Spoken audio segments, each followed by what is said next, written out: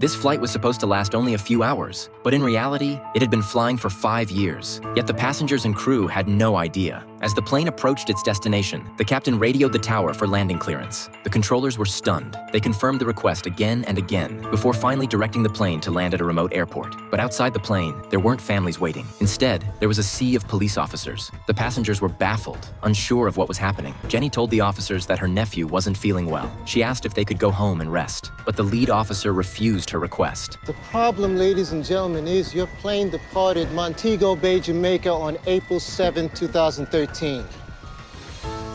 Today is November 4th, 2018.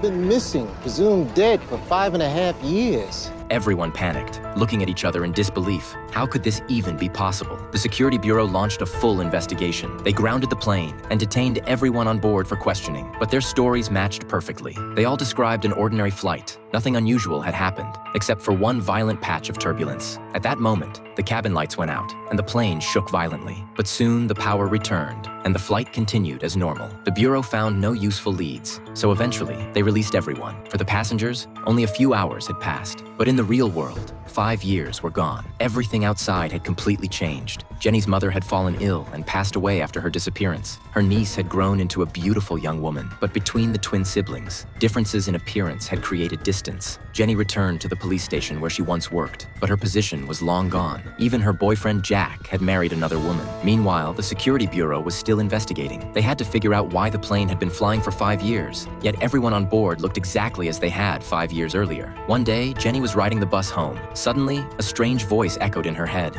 Slower. Slower. Slow down now!